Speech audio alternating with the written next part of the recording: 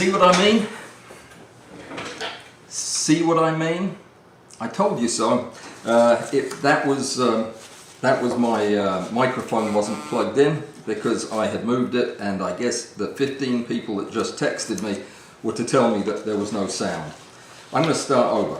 Hello everybody, how are you doing? It's Thursday, it's 2 o'clock. I will stick around at the end in case we run over, so that if we don't get everything covered, I will cover it. Anyway, sorry about that hiccup at the start. There's a good reason for it. I shot a video last night. It was a review of a piece of Apple equipment. Not Apple equipment, but Apple equipment. And I had the studio set up one way for that. And I had to absolutely redo everything for this live stream. And that included the microphones, like the one that was pointed over there. So yeah, it just was hectic to get everything done. I started at 6 o'clock this morning, so it wasn't like I've been lollygagging around. But anyway, I do apologize for that. What we're going to be talking about today is why my phone camera has suddenly stopped working. I need this for today because I'm going to be showing you some stuff up close. So let me do a little bit of chicanery here while I talk. What we're doing today is I'm going to talk to you about testing a precision piece of equipment. In this case, it's a focusing ray, and what the testing is all about, what it means, how we do it, what the problems are with it, what the limitations of it are, and what useful information it gives us, if anything. And to do that, I'm going to walk you through what I did to test the Novoflex rail. Now, you're probably going to be interested to hear what there, now it's working. Let me make sure it is though. Yes, it is. Okay, good. So we're going to be walking through that, and you're probably going to want to know, well, what did you find? What the results? Is the rail as good as they say it is, or not? And I'm going to warn you right now that I'm not going to give you the final results on the testing of the rail at the limit, because I'm not satisfied with the rigor of my testing, which is kind of what the purpose of today's discussion is, because you'll see there's a lot that goes into it, and I need to repeat it is the bottom line. But I'm still going to explain it all to you because I think it's interesting and fascinating. But that's what we're going to be doing. I want to say hello to some folks real quick. I'm glad I hadn't done that before I discovered we had no sound. Anybody that wants a power pole shirt, you have to go to a thrift shop to find it, because that's where I got mine. More people ask me where they can get one of these shirts. I think by contacting Power Pole. That's a trolling motor for fishing. It is. I had to look it up though. Peter Nagy's here. He's holding his shotgun off against the mosquitoes. Well, I'm glad they're up there, not down here. We've had terrible trouble with them this year. Every year, actually. What am I talking about? Oh, there's so many people here. Demetrius is here from Athens. Having a stiffness problem with my DIY rails while loaded with camera and used vertically. Yeah.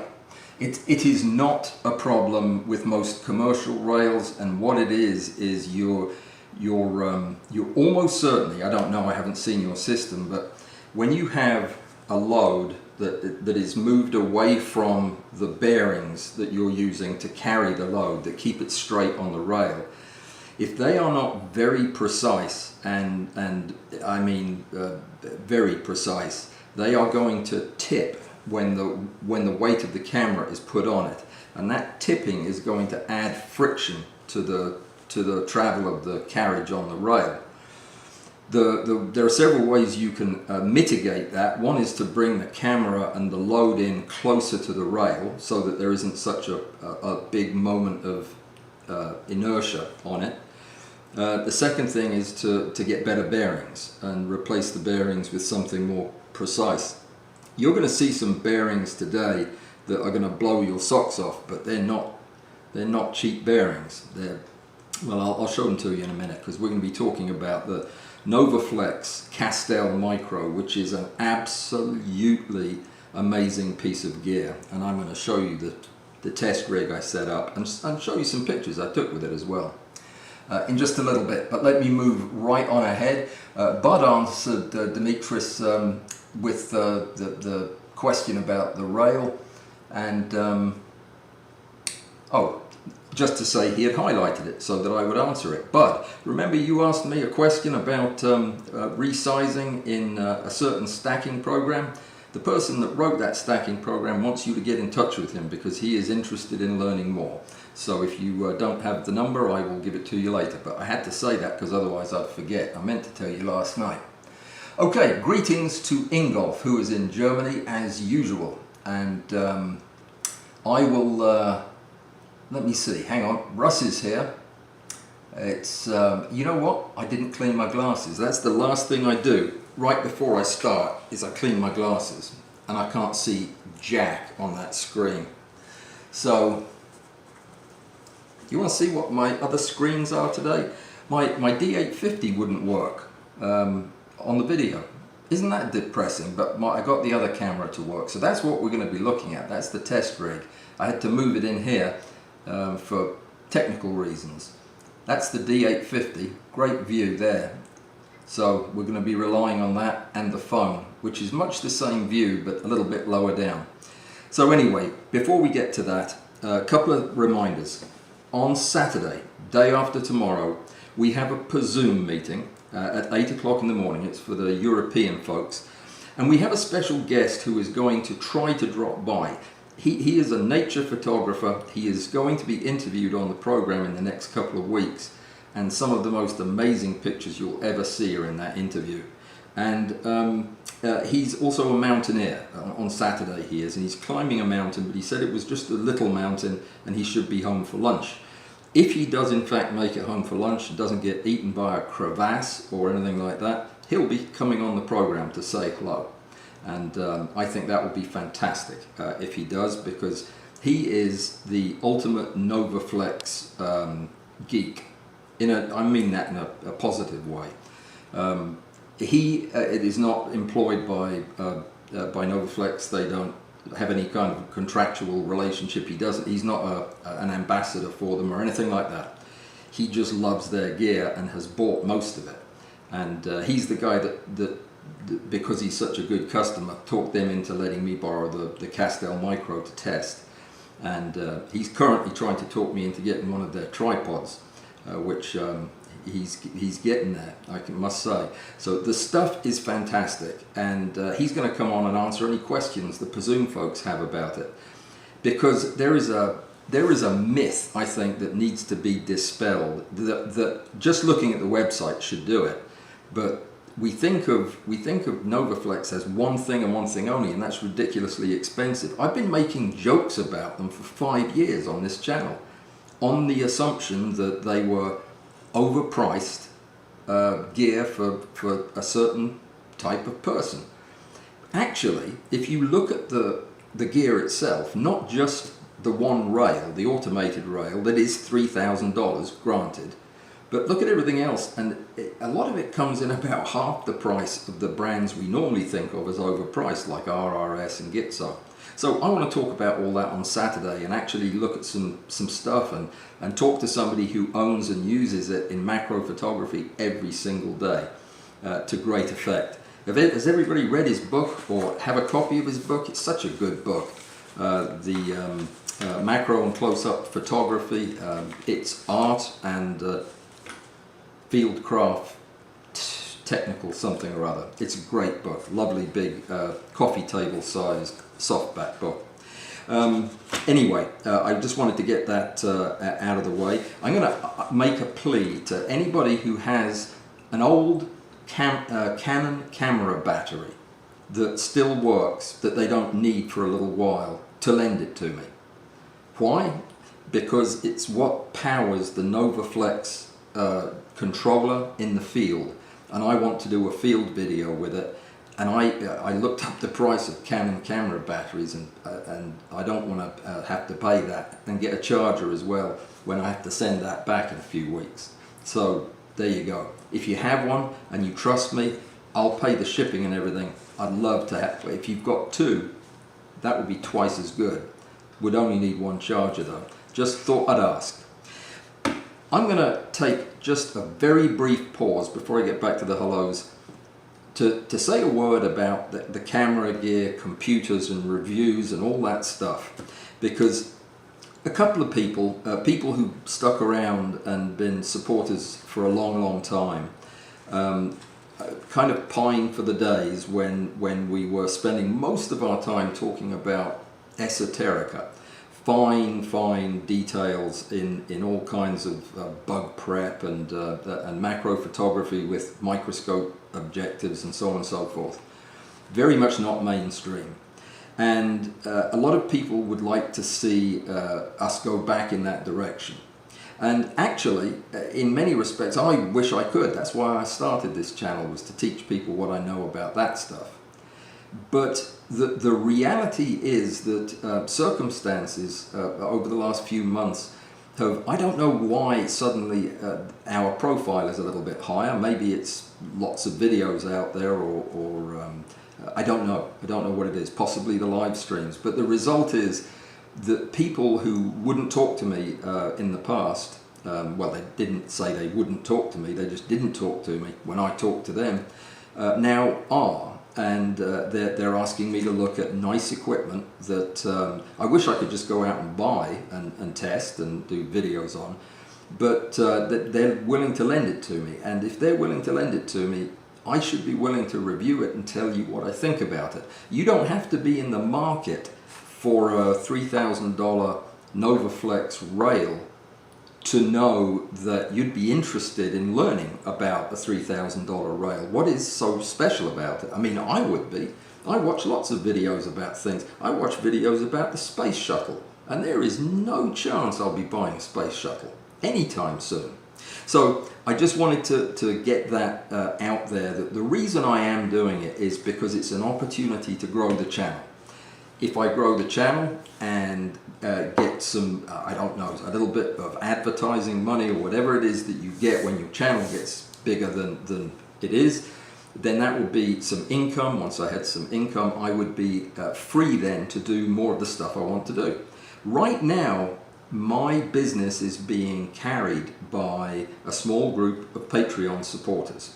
These guys are unbelievable. They have stuck with me through thick and thin for 5 years.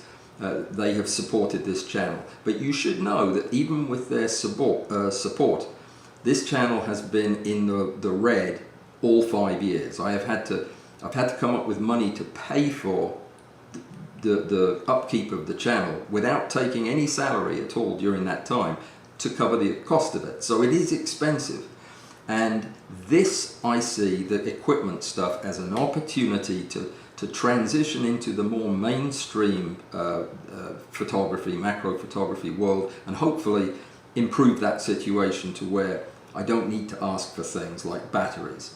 That's my goal. So I wanted to get that out in the air. I know I've talked about it in the past, but so that you know, that's why I'm doing some things a little bit differently. But if you have a question, just ask, because I'm not trying to hide anything from anybody. Okay, next. Has anybody seen the most incredible channel that one of the guys is going to put this up on in the chat for me? The Ant Lab videos. A guy named Adrian who works in an ant lab, but he takes photographs of things flying, and they are not photographs, videos. Super slow-mo videos. If you haven't seen his stuff, check it out on YouTube. He's a funny guy. He takes fantastic pictures. His videos are short and sweet and incredibly educational. My friend Rick was talking to him the other day, and I think that we're going to try to get him on the program.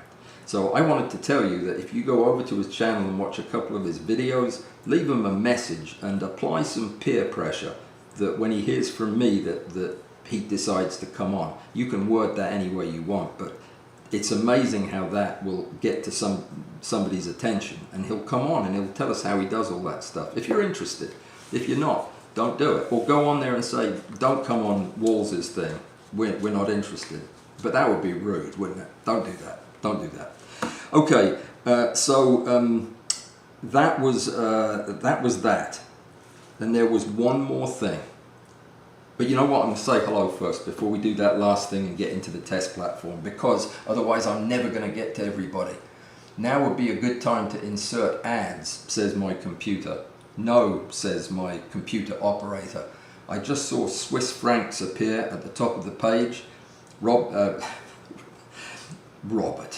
thank you so much, Patrick. I appreciate your generosity. That's one of the guys I was talking about that supported me for so long. Really appreciate it. Okay, getting on with the long list, because Graham is here. It's a Clement Chertsey today. That's good. That's good. It's not a Clement anything here. I'm afraid. Hembrodian from the north of England. Primitive Dan from, where is it? Primitive. It's up in North Dakota, South Dakota, East Dakota. It's one of the Dakotas. Anyway, I'm pretty sure. Alistair's here. Bud and, oh, he was saying hi to Bud and me. Alistair and Bud, I'm getting ready to ask a question for which I'm going to request a show of hands, and I'm going to ask them to just message you and tell you that they're interested or not. No, don't message either of the guys if you're not. If you are interested, in the chat say, hey, I'm interested in that. You don't know what it is yet, so don't message them that you're interested, because you don't know. You might not be interested, though I think you will be. Larry's here. Larry, I got your message. Sorry, I haven't got back to you yet with the actual drawings and stuff, but I will. I'm working on it. Harold, did you get the message that I made your buttons for you? I've got a bag of them. You just need to send me your address. All the end cap buttons for your bellows. I made them, printed them, drew them and printed them myself. It was impressive. Baconmeister is here. Greetings, my friend. You're going to be prominently displayed in a little bit. Well, one of your photographs is, one of my photographs of your bugs. It's convoluted, isn't it? But yeah, I photographed one of your bugs for today's program. So, greetings, Bud. Glad you're here. Thanks for what you're doing with the bouncer duties. I do appreciate it. Nils, welcome. You say it's cool. Is this the beginning of your excuse for not having a flower picture for next month? I bet it is. Let's talk briefly, very briefly, about the competition. The competition this month is liquids and macro at the same time. Macro liquids, you could call them. If it's wet or runny or splashy or whatever, providing it's on a macro scale, that is a good entry for you to have. Now, everybody was waiting for us to have a conversation, me and Angie, about how she judges the competition. And I talked about it briefly on Tuesday, but she won't be able to make it for reasons beyond anybody's control. So what she did was she sent me a list. And unlike Steve the Librarian's list that was printed in invisible ink, I could actually read her list. And I told her that I would tell you what she's looking for. And I'll do this very, very briefly. But it's all the same stuff I tell you I look for when I judge a competition. Initial impact. Does it evoke an emotional response? If it doesn't, it's starting out in the wrong direction. It has to be creative, a good idea, you know. The composition has to be set up in a way that it is working, that it's drawing your eye to what the photographer wants you to see. That's very important. It needs to be either technically excellent, or it needs to be technically not excellent on purpose and for a good reason. In other words, you can use weird techniques if you want that would not be considered a good photograph in the typical sense, but if it works, it works. So one of the two. You can't be kind of in between. You can't be just technically grotty looking picture and hope to get away with it. Rule breaking, if you're careful. You have to know the rules before you can break them, and when you break them, you have to break them with intent. The technique you used and why. Did you use the right technique for that? Or would there have been a better way? That's kind of the question. If there's a better way, the judge would have wanted you to know what that was. Do you tell a story? And that's always important that's number one for me, is does your picture tell a story? Does it engage the person looking at the picture? Do they look at it and want to look at it more and ask questions about it and delve into it? Do they think about it afterwards? That's an engaging picture. Is it unique? Now this is going to be tough for the liquid competition that I'm doing, and also actually for the flowers, especially seeing as this flower competition is going to be kind of fairy tale flower type. What's the word she used? I've forgotten again. I forget every week. But anyway, in the liquids thing, it's hard to come up with a way to shoot liquids that's truly unique. But if you do, that's going to really, really help. Lighting and atmosphere goes along with the rest. It's the mood part of it, and it would contribute to the story and the overall effect and the engagement. And it's nice if it has an element of fun. I think that that's an extra. It doesn't have to. It can make you cry and win. Yeah, I suppose it could. Pictures that make me cry generally don't win anything. But anyway, that's just me. And that's it. That's all that we had. And I think it's excellent. It sums it all up. I can put this, actually I will put this, just the words, just the bullet points in the show description after this, so that you can see the full list. Okay, now here's the last thing. No, a couple of hellos, then the last thing, because otherwise I won't get to it. Let me see, we had gone through Scandinavia already, and we were back into Alabama. And Susan, greetings, I'm glad you're here, hope you're feeling better.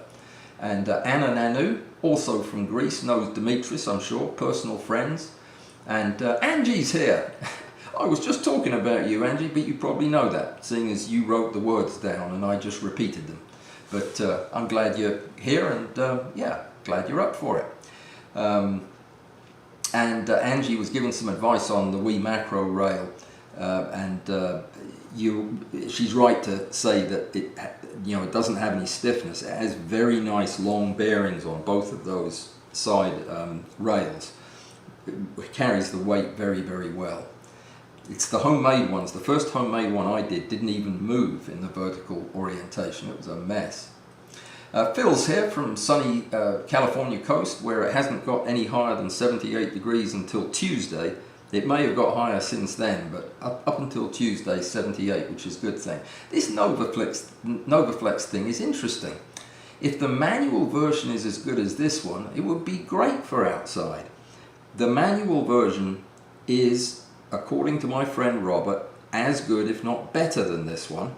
He uses it with a 5x microscope objective manually and gets consistent step lengths with it, because it has a geared, the guts of it are geared so that when you click the ring on the back, it either moves the thing, gosh, what was it? It's either 100 microns or 10 microns or something like that. It gives you a small enough increment to shoot up to 5x, which is amazing.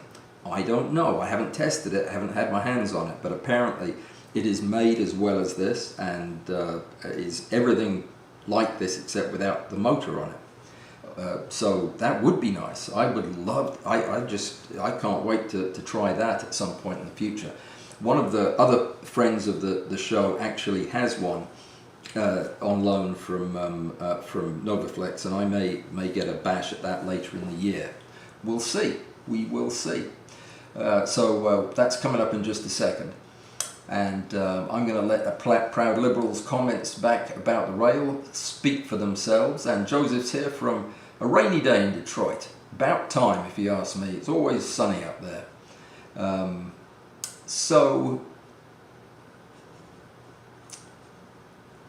yeah, that Dimitri's question is so interesting. I'll tell you what, I'm going to circle back around and get to that a little bit later so we don't run out of time. I do always say that your questions take priority in this format. When you have questions, we should answer them first and do everything else after. So I will loop back around to this because it is interesting. And Rob's here from Peebles, and Small Stuff's here, enchanting. Thank you so much.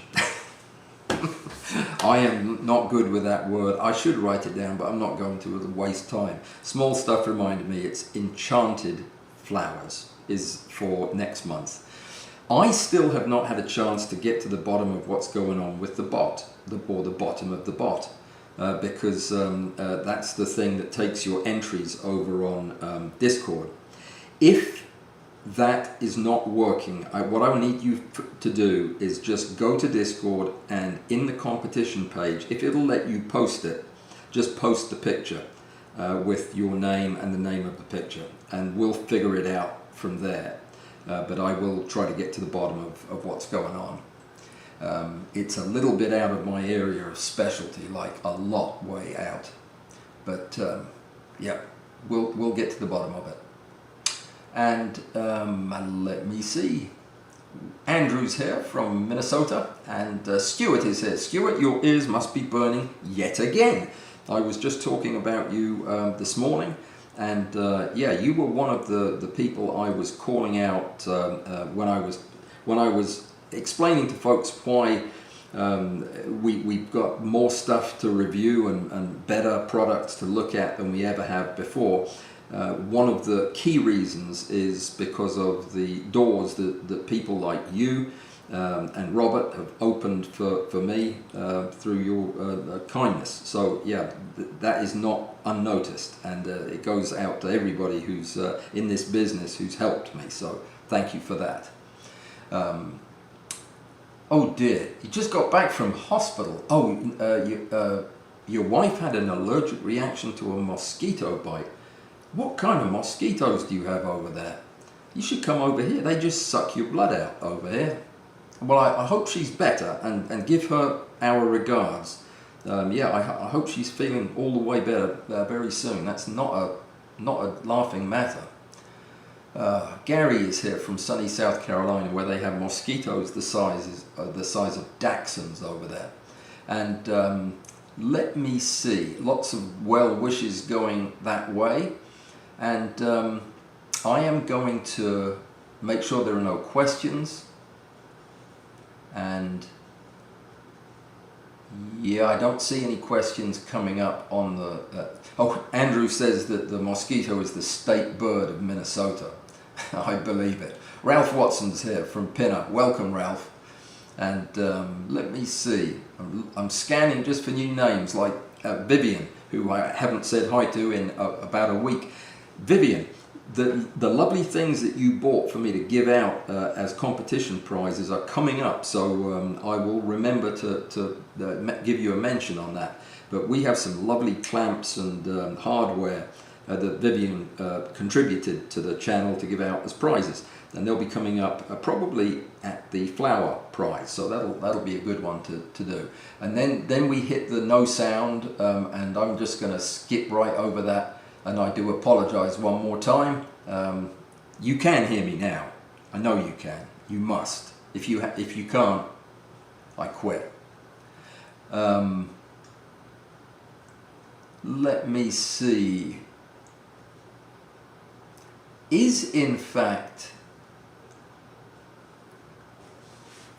Do you in fact hear me?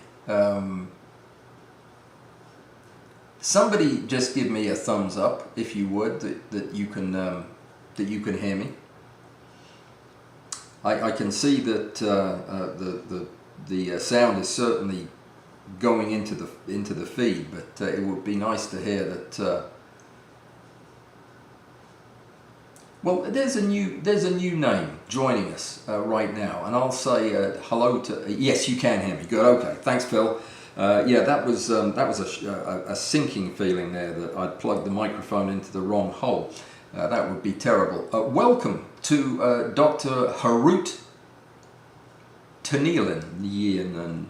Welcome, sir. That is a name I would have recognized, because I wouldn't have been able to pronounce it the first time I saw it. So welcome. Glad you're here. We were just getting ready to start talking about what we're here for, which is the testing. Now, I'm going to show you the test platform that I used. What were we testing? We were testing a new rail made by the company Novoflex, which was a piece of equipment that I never thought I'd see in real life, but I'm going to show it to you. There may be a second without some sound, but that will be remedied as soon as I turn on the microphone.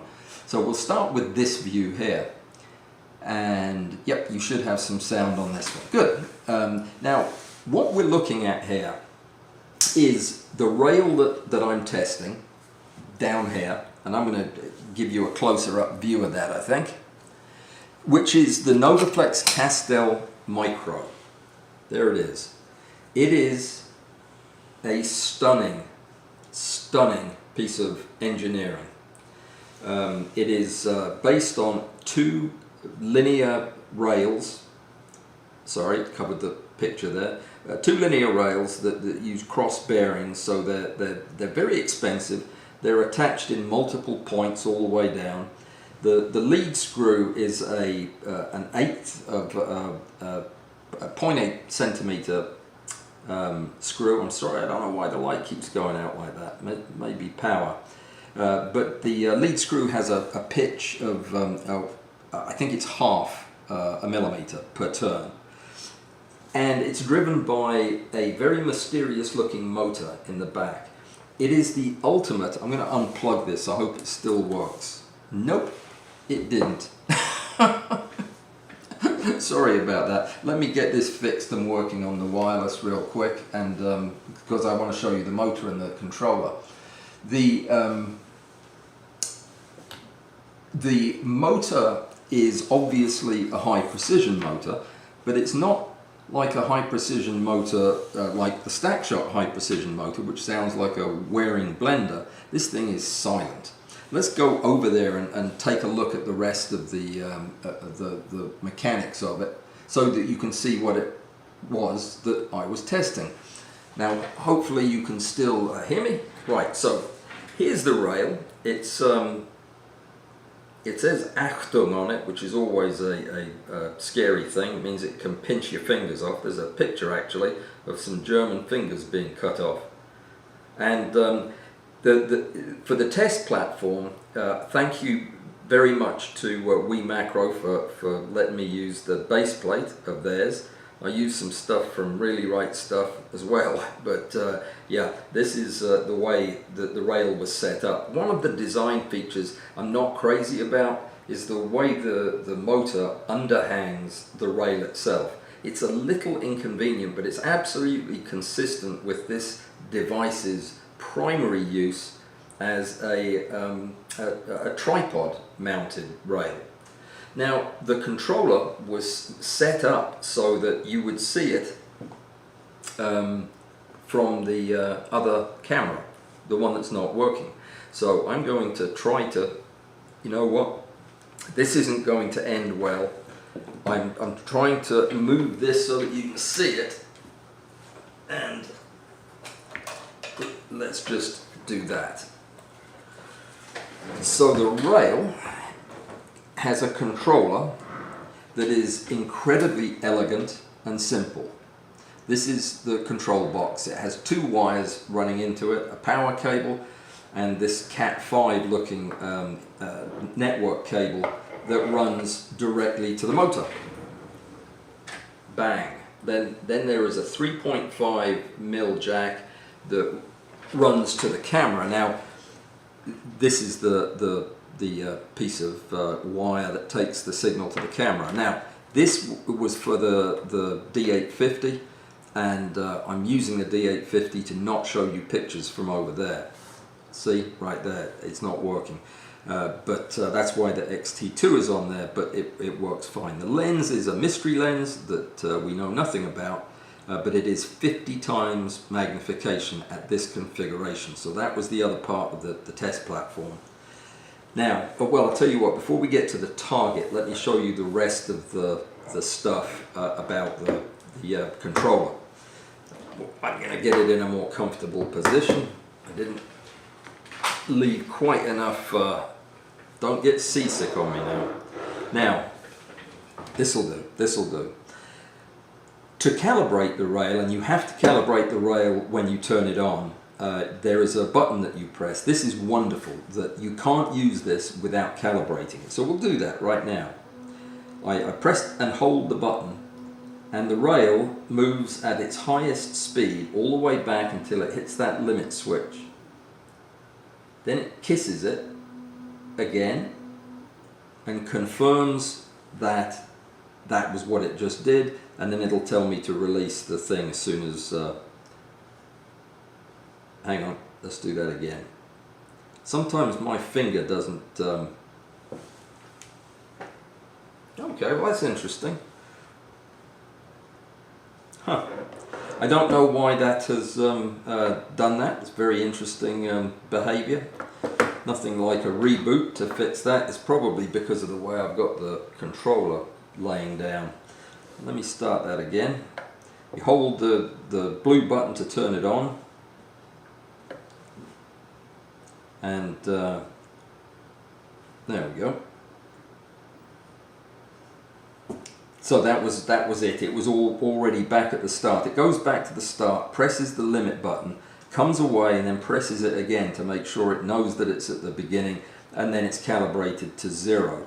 Now, there are 4 modes that the rail can be used in to take pictures. The step mode is the one that you're probably most familiar with if you use a stack shot, and that is where you define the step length and the start and stop position, and you do that. This first menu is just whether or not you want to use mirror up or not, and what your shutter speed. They use shutter speed to mean the whole shutter episode from stopping to starting again. Under settings, you'll put in your start point, and you have to use this carefully. It's not quite the same as with the stack shot. You have to tell it that you're going to position to the start first, and then you move it to the start. I'll do it at high speed so that it's a little bit quicker. We'll stop it at the beginning of my target there, and then you hit start again. That sets the start position wherever it is, and it uses absolute position from the 0 point. Then you tap the end button and move it to wherever you want the end to be, and then hit end again, and now that sets the start and stop point, gives you the distance. You put in the step length, and the last test I did was at 0.0002 millimeters, which is 2/10 of a, sorry about that, 2/10 of a micron, and then OK, and that tells us that that's going to be 36,197 steps. You're going to need a bigger battery for that particular stack, but when you get ready to start, you go to stacking. You can have a countdown in case you want to get out of the room as it's getting ready to start, and a place to save your settings, and that's all there is to it. It's going to take, how many hours is 838 minutes? It's a lot. It's all day long. But anyway, that's the way you do it. That's the way you use it. It's dead simple, and that's in the step mode. To get back to the menu, just press the green button, a blue button, and then you can use picture mode, which is a slightly, it's also going to be familiar to you. You pick the start and the stop position, and you just tell it how many pictures you want to take, and it will calculate the step length for you. That's picture mode. And then there's a continuous mode, which is exactly what it sounds like. You just tell it how many pictures to take as it whizzes along on its merry way. And the last one is actually it's unique to Novoflex, and this is the bellows setup. The bellows setup is fascinating, and it is something that we talked about very briefly the other day about rear bellows focus. I'm going to turn the controller off for a minute while I show you the rest of the test rig. The rear bellows focus is where your lens at the front of your bellows remains in a fixed position relative to the subject. This is important if you're trying to avoid parallax and other outline problems. So to do that, you have to move the rear bellows while holding the front part of the bellows stable. It's also called draw focus, and it's difficult if you don't have a bellows that does it. Now I have taken two broken bellows that I somehow bought by accident and have converted them into one working rear bellows focus device that will work with this rail. And I'm going to be testing that this week, I hope, and then I'll do a video on it when it's done. It involves separating the two rails so that obviously the one at the front stays still, but the one at the back is driven by a rail, and in this case by this rail. So that will be a lot of fun. And this is set up to do that out of the box if you have a Novoflex bellows, because Novoflex makes a bellow with a fixed front element and a rear element that moves. Fantastic.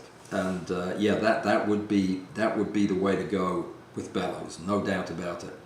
So the rest of the platform, I'm going to show you something here. You must promise not to tell Cognisis. I didn't do this out of hatefulness, it just worked.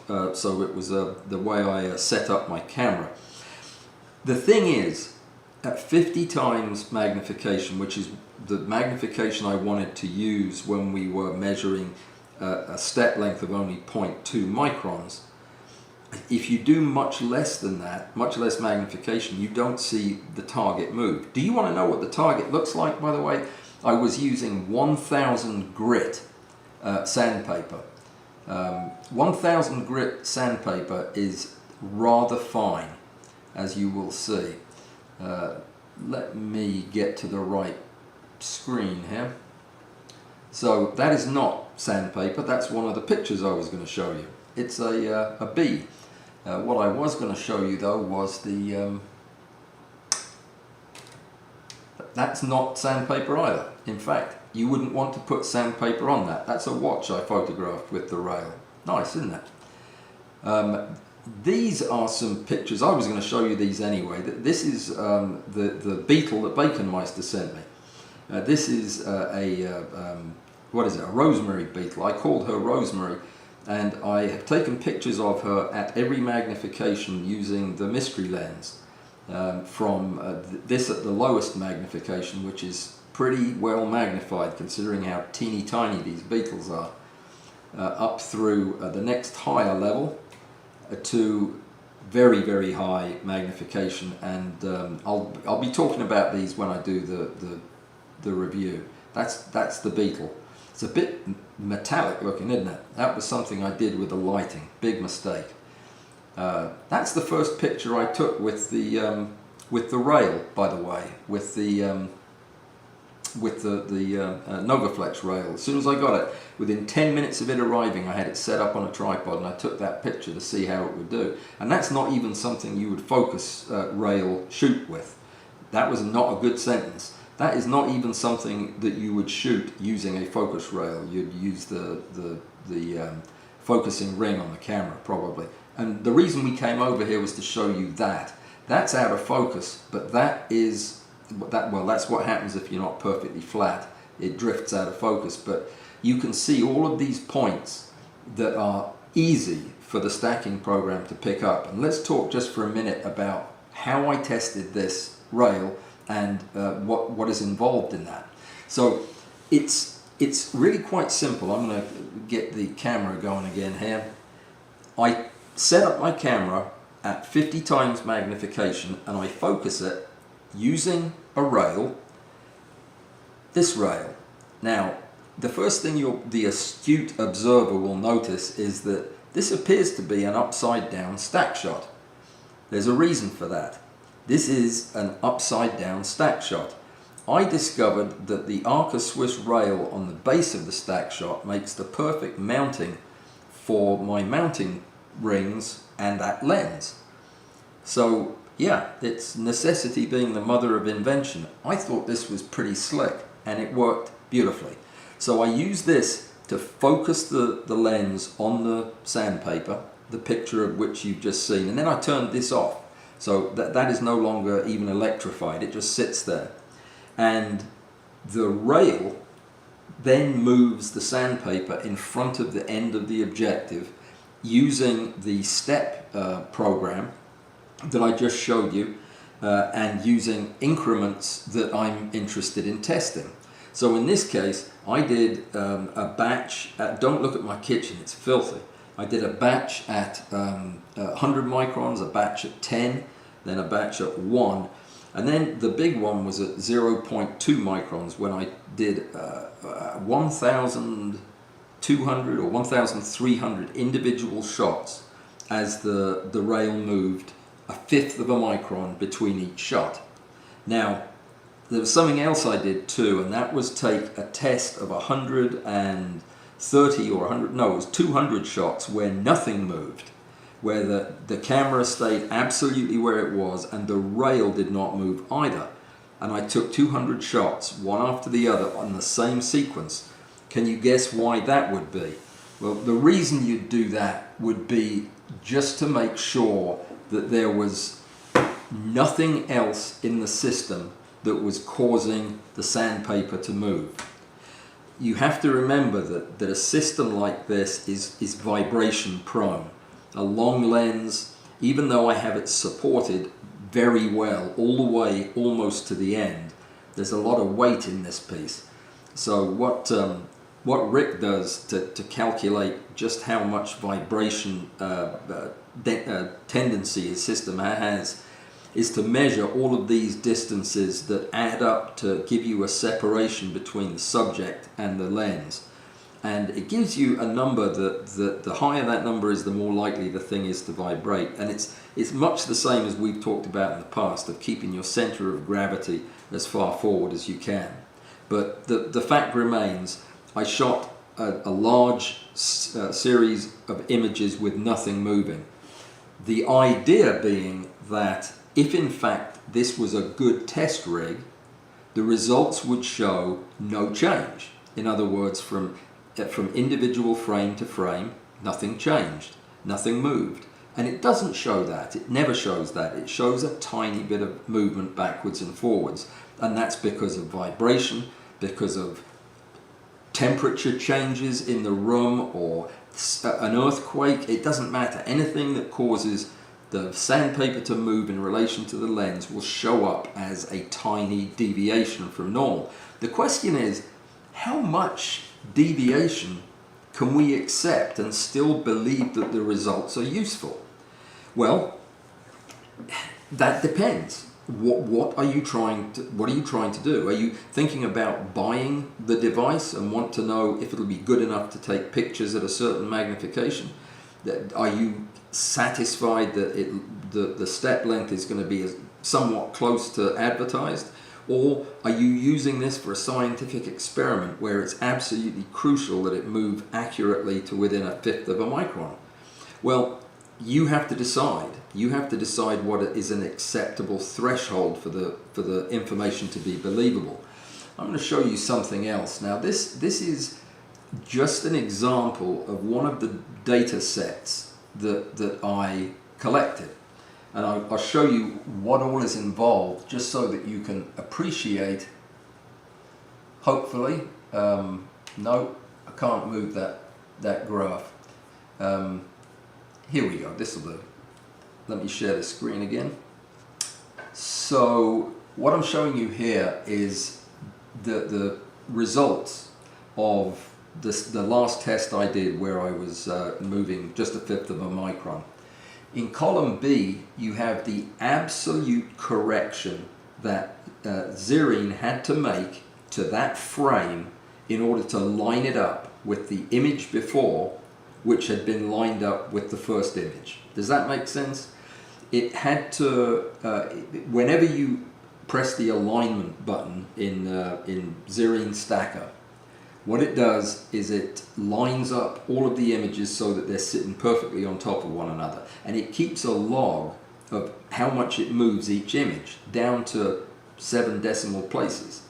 So it ran through the 1,300 images. I think I only did the first 1,000 of them. But it ran through every one, and it logged how far it had to move it to keep it on the stack with all the others.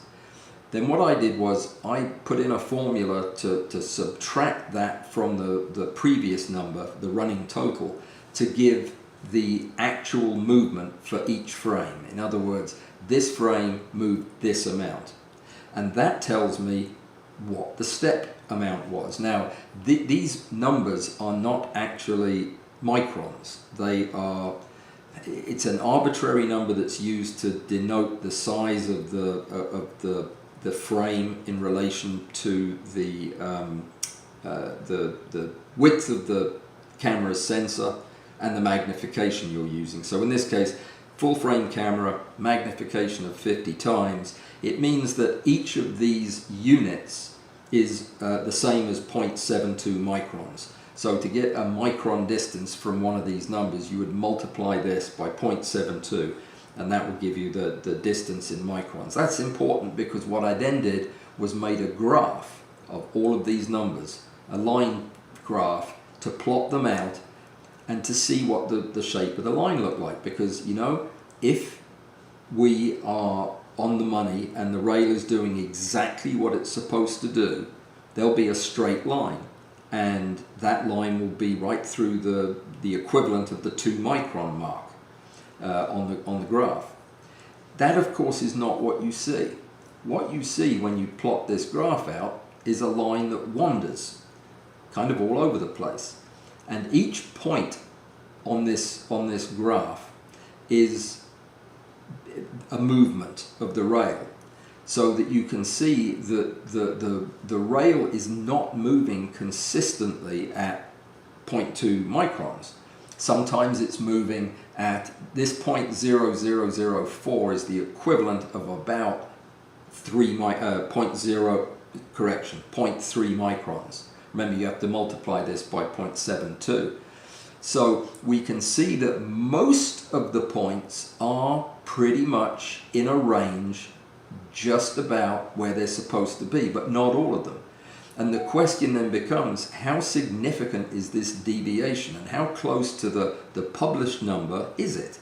And to make sense of that, you've really got to do a lot of mathematics to figure out exactly how much of this is real, how much of this noise is something that I'm causing. So the first thing I did when I looked at this collection of data was decided, right, I need to do this again. I need a more rigorous test platform.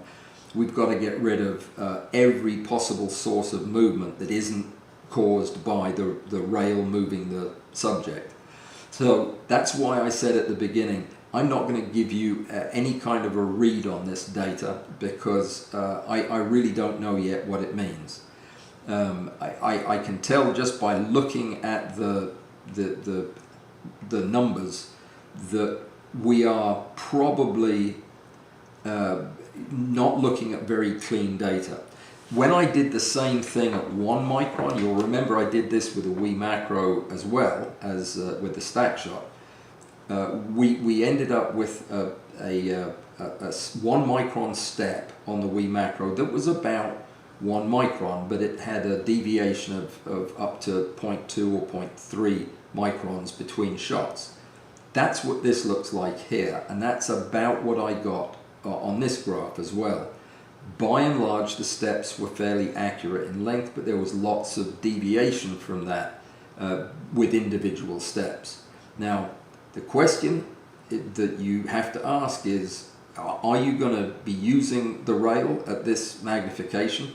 And if so, how much wander from that baseline can you tolerate? Or how much is going to result in quality issues with the photograph? We don't address that here. That is not the purpose of measuring this.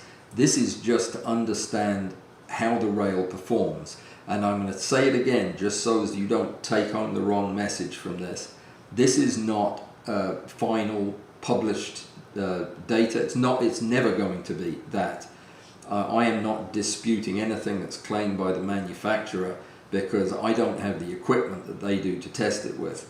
But I am going to get much closer to what this would look like if it's doing exactly what it's supposed to do.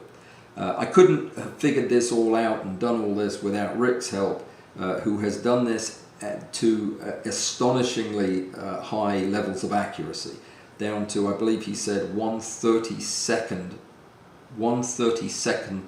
of a micron.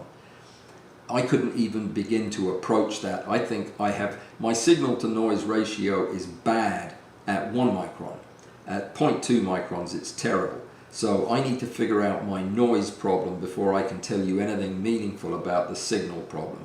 But at least you know now what it is that I've been doing all week.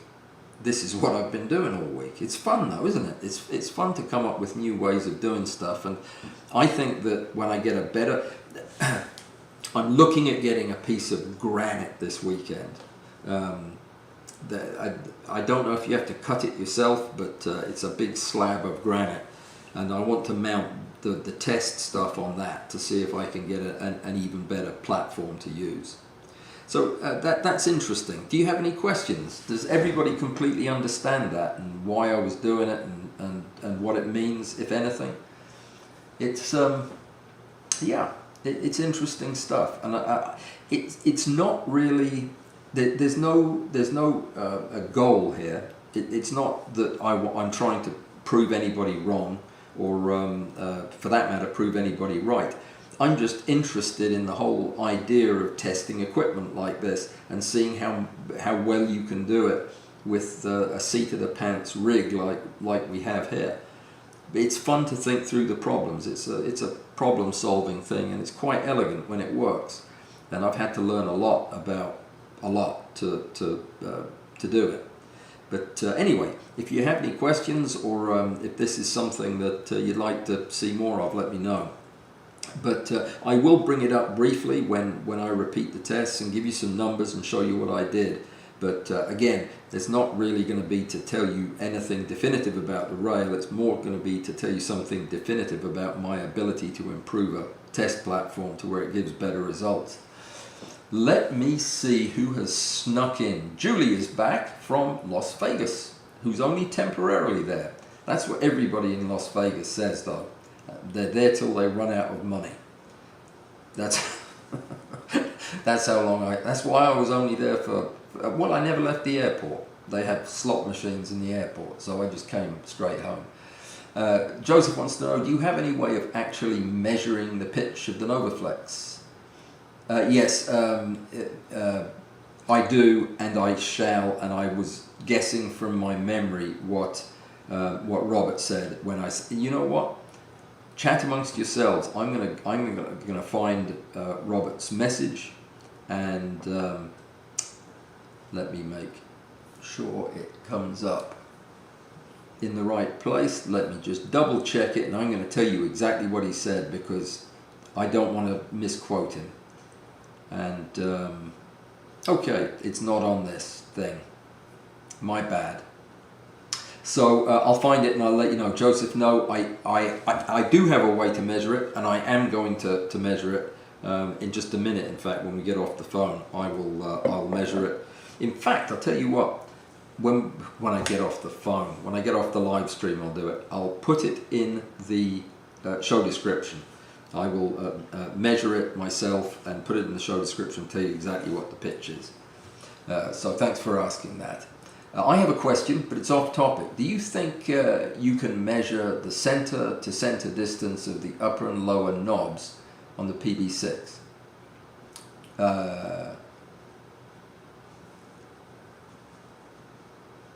The center to center distance on the upper knobs of a PB6. Can you measure the distance? Yes, you can measure the distance. I'm not sure what your question is. Anyway, let me see. Patrick, I have a gravestone here. Here goes Patrick with his gravestone. Patrick bought a gravestone from somebody. They were selling it and he bought it. Well, I guess that's okay. But what do you do with a gravestone, Patrick? You've been trying to foist this off on me, but I can't afford the mail for it. You know how big the envelope would have to be? All right, let's see. what does Joseph have to say about that? Okay, so you have the gravestone and you're not allowed to use it anymore. You can't ship it to me. It's made of granite, Patrick. They would charge you the same as if you shipped a car from Switzerland, except this would be just somebody's gravestone. What do you do with the names on it? Do you rub them out or fill them in or something? It's, yeah. Cut it up. I'll take a piece of it. I'll take a small piece of it. All right, let me see. Joseph, are you seriously asking me to take those measurements so that you will know what they are, or are you winding me up, which is normally what you would be doing? No, it sounds like you're serious. Okay, then I will do that. I'll put the measurements in the show description as soon as we get done. Which, let me see, how's the time? Oh, we're done. It's 3 o'clock. Can you believe it? Okay, so a friend has a problem when stitching images. What is the problem, I wonder? Tell me about it or send me an email and I will help you figure that out. It's probably a parallax problem if you're having a problem when you stitch, but I'll be happy to talk to you about it. Texture style, a new name. Greetings.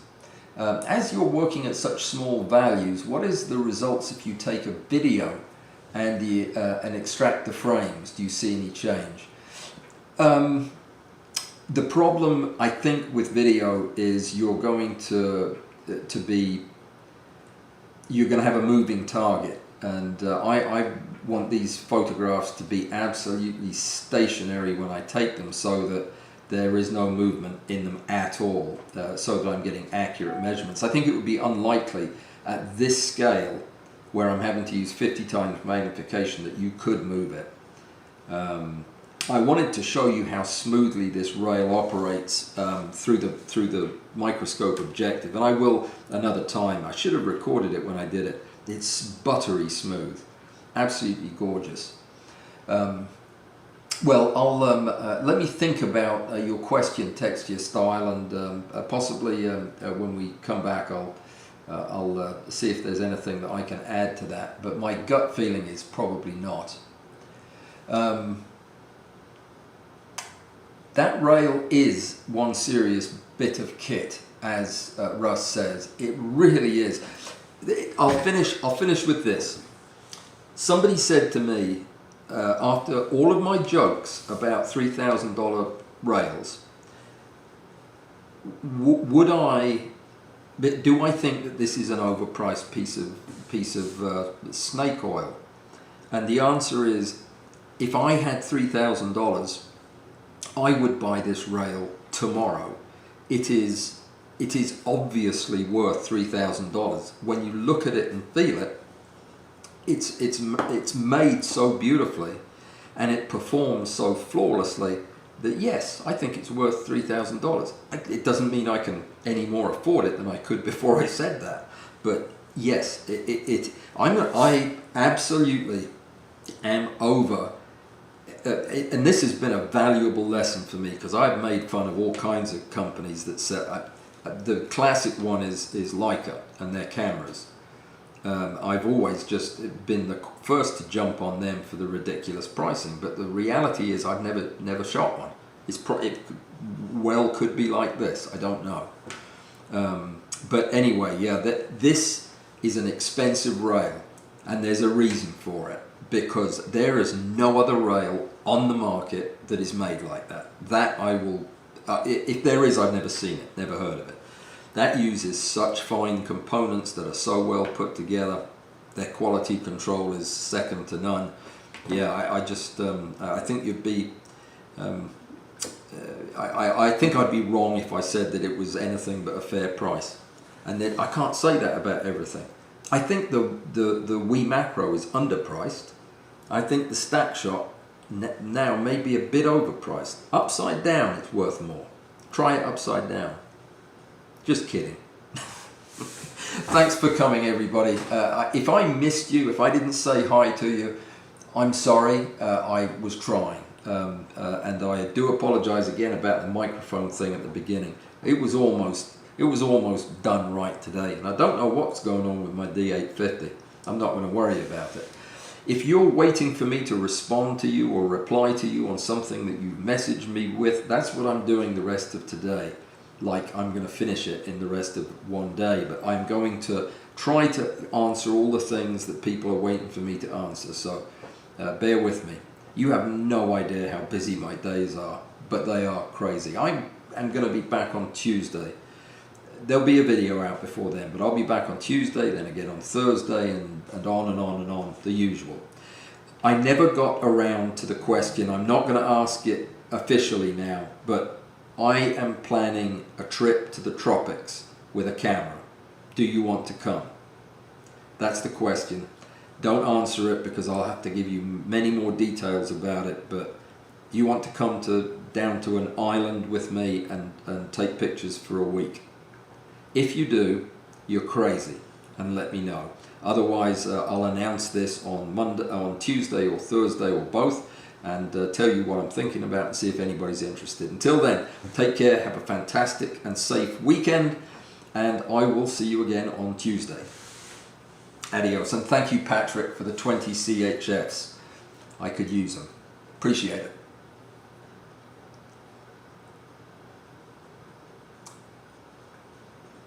I'm reading messages. You just carry on about your business. If you've got to get back to work, go for it. Bakermeister asks, does that the metal base come with the rail? No, the metal base is from WeMacro. That's my bad for using it. It was just perfect. It fit perfectly. No, but you could get one of those for $100 with the rest of the upright stand. I'm sure that they would sell the base too.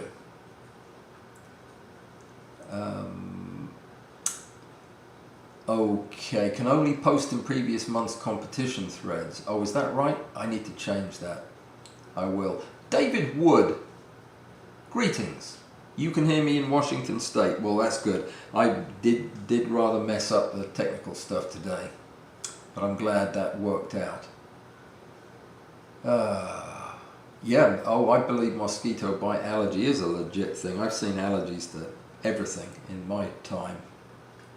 Alright guys, I am out of here, and thank you to everybody for coming, and have a good weekend.